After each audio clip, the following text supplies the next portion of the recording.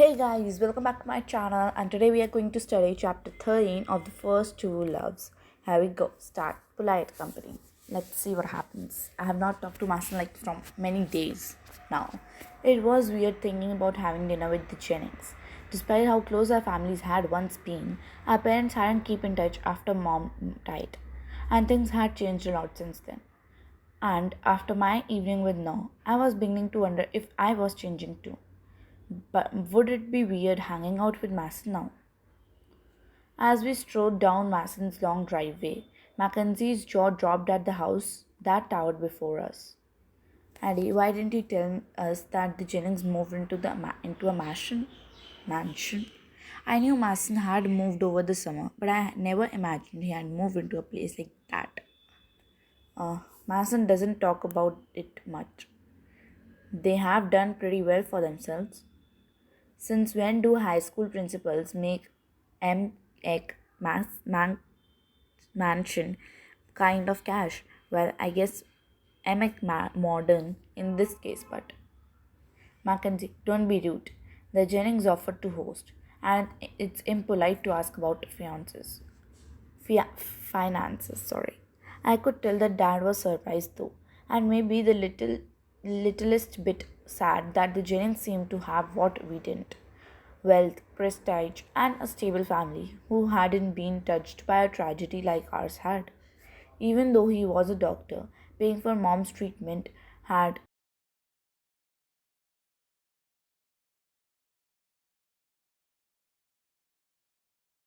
lighter. When we rang the doorbell, Mason's mom, Linda, greeted us with a perfectly white grin. Dave, Addie, Madeline, I'm so glad you could all make it. I glanced at Mag, who opened her mouth to object, but Dad shot her a look. She pouted. Mrs. Jennings, it's Mackenzie, not Madeline. Great to see you too. I can't believe how long it's been. You're both so grown up. I barely recognize you. Yeah, clearly. Linda ushered us inside, and Dad raised his eyebrows, warningly at Mac, leaning in close to whisper, Mackenzie, I need you to be on your best behavior. We are guests in this house. Dad, she forgot my name. Dad grimaced, but before he could say anything else, Principal Jennings and Mason strode into the foyer. Hey, Addie. Dave, it's been too long. Your daughters are such a pleasure to have at East, right? Good to see you too, Jim. Hopefully, the girls aren't causing too much trouble. They'll have bright futures ahead of them as long as they didn't get sidekicked by any undisciplined influences. As he said it, he got my eye. Could he be talking about no? If I felt uneasy. Well, there are a lot of paths to success. Sometimes you learn more when you break the rules. Certainly, let's hope you find a suitable one. As we made our way to the dining room, Mason's dog sniffed Mackenzie curiously, like he was meeting a stranger. Oh, Maverick doesn't even recognize me anymore. Mason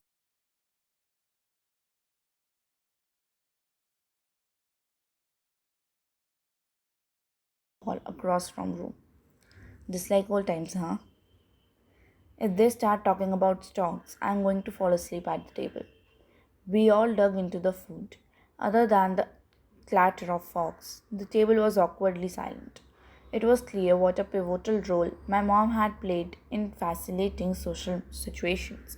The room felt empty without her. Well, I'm sure Addie has mentioned this already, but Mason and Noah are dating.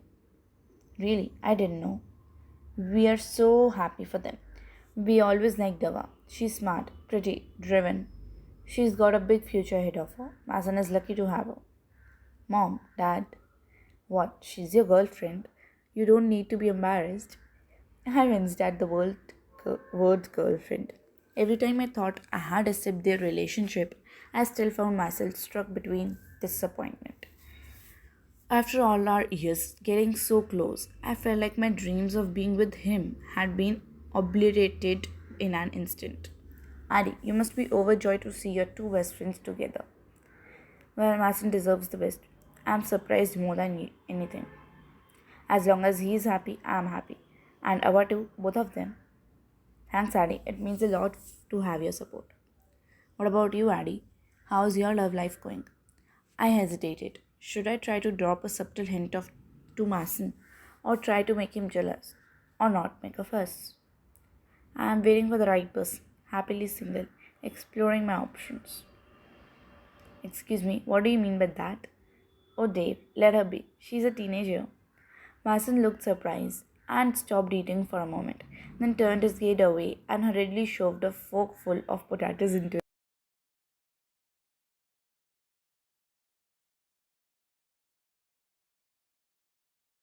Deafening silence that filled the room. I considered kicking my sister under the table.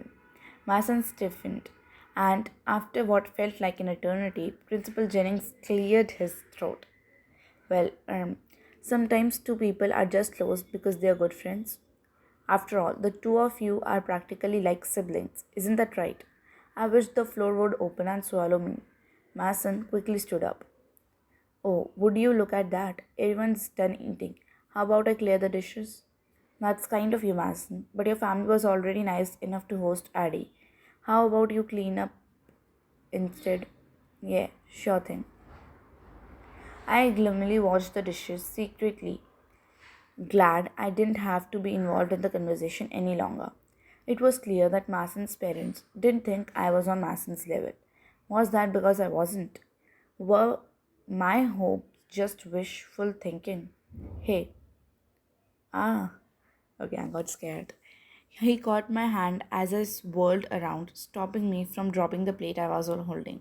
Sorry, I didn't hear you.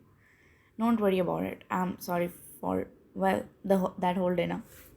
Our parents clearly don't know what to talk about, are trying to embarrass me to death. Tell me about it.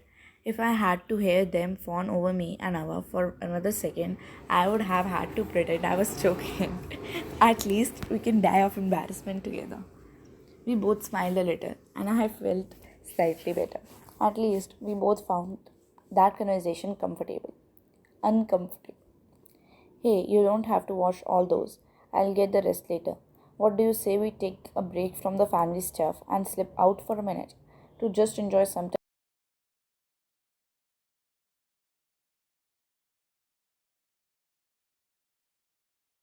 I never took it down. Actually, I still sit up there sometimes. It makes me think of all the times we spent playing as kids. Come on, you deserve a break after all that. And maybe we can, talk. He gently touched my shoulder, and I couldn't stop myself from leaning in a little closer to him. He looked at me earnestly. What do I do? That's the best thing I have heard all night. Okay.